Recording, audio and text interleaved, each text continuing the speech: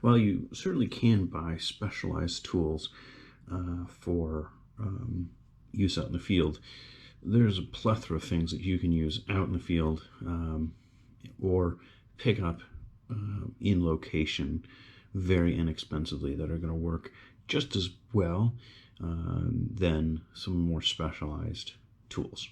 So with that, this kind of kit encompasses quite a bit of solutions and essentially looks just like, for the most part, a lot of the stuff looks like just junk. So we're going to go through some of these kind of innocuously looking items, and then I'll do some breakout videos and some specific things within there. So first and foremost, you've seen this. I've had these on other videos. I've had this in other many posts on the blog, and this is the Dorse Jam. This one is just, I added some 550 cord on there, and I cut the tip off here to make it a little bit more rigid. But otherwise, door jams from an escape and evasion perspective. This is a simple way to very quickly lock any door that needs to be locked.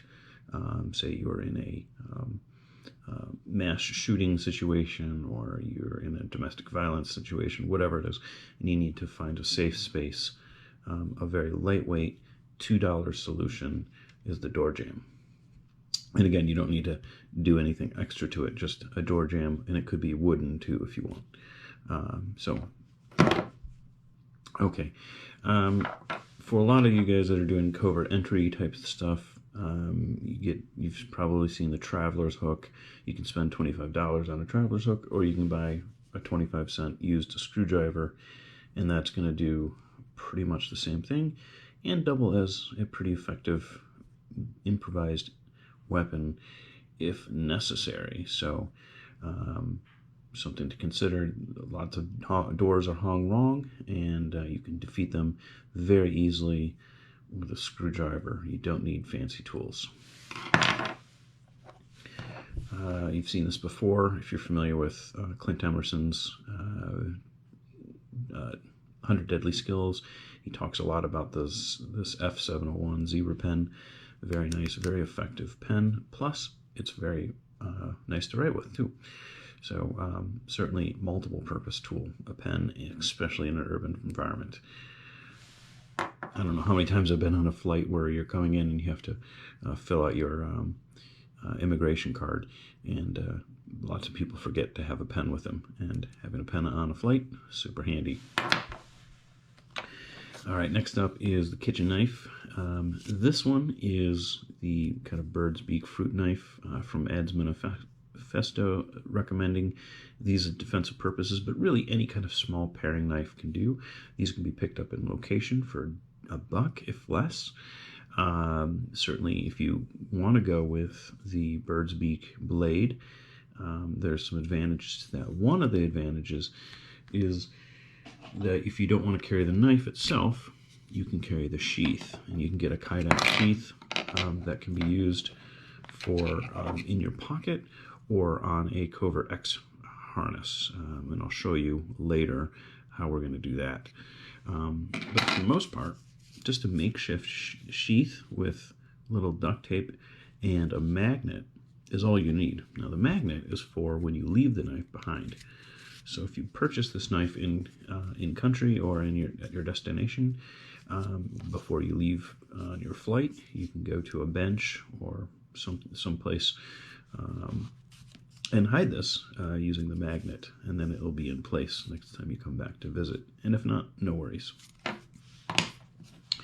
Next up is a hank of 550 cord. This is for lots and lots of different things. You can use it for a lot of the stuff. We'll talk a little bit about some knot tying in a couple extra videos on this. This is pre-tied for foot loops, for escaping any kind of situation if you're bound by rope or tape. So it's very hard to put those foot loops in if you're going to use this as a means of escape. So there's a quick release tab here. You pull that, and the whole thing will unravel, and then you work your feet into the loops, and then you can friction saw yourself out of being detained if that's what you're worried about. So pre-tied loops is important, I think. And then lastly, part of escape and evasion is the escape and evasion wallet, which really there's no money in there, but you can just take the wallet out of your pocket, and if you're, say, getting mugged or whatever, and just chuck it. And it's important, though, is to have some things inside there, because that's going to create a sense of weight, which is going to make it feel or seem when it flies or when you throw it or lands that it is your actual working wallet. And you also want it to be fairly well worn as well, to give that look. Inside the wallet, we have a few things in here. Paper clips and bobby pins can easily be fashioned into any kind of lock picks and shims. Mini binder clip, fantastic way to defeat handcuffs. Inside here, we've got a magnet, again, for stashing your knife, using it as a covert or as a compass, if you need be. Hotel keys. One is pre-cut. These can be used to escape out of a door, for example, or be used for any kind of shim.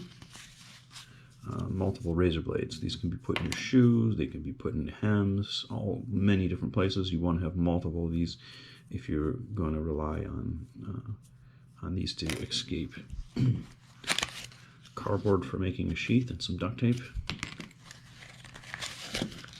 Tinfoil for covering your phone to make it into a Faraday cage so that you're not being tracked, for example. And then a piece of pop can that you can use to shim a combination lock or make a decoder to open up a dial lock. And I think that was about it. So that's a very inexpensive effective escape and evasion kit that you can use for multiple things, not just escape and evasion, but all sorts of different types of needs that you might have while traveling. And again, this is very inexpensive and can be stashed or carried with you. And if it's lost, no big deal. You've spent nothing on creating it.